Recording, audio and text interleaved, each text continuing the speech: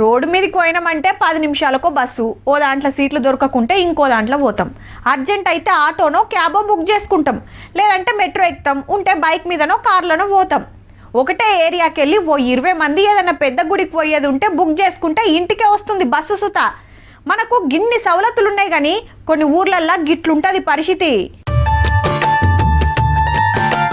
జెండా పండుగ ముందే వచ్చినట్టు అనిపిస్తుందిలే, కానీ ఇది ఊరి పండుగ.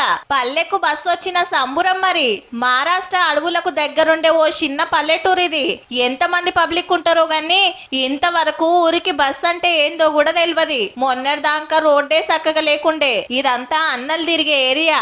ఇన్నేళ్లకు పోలీసులు ముంగట పడి బస్సు తిప్పుడు చాలు చేస్తే గిట్ల పండుగ చేసుకున్నారు. నడిచే తిప్పలు తప్పిందని ఏడికైనా జప్పున పోవచ్చని మనోళ్ళది ఒక మురిపేం కాదు. కానీ స్వతంత్రం వచ్చి 78 ఏండ్లుగా వస్తున్నా ఇంకా ఊర్లకు బస్సు వచ్చుడు, రోడ్లు పోసుడు కూడా ఓ వింత లెక్కనే ఉందంటే కొందరు ఎసొంటి పరిస్థితులలో బతుకుతున్నారో చూడుండ్రిగా.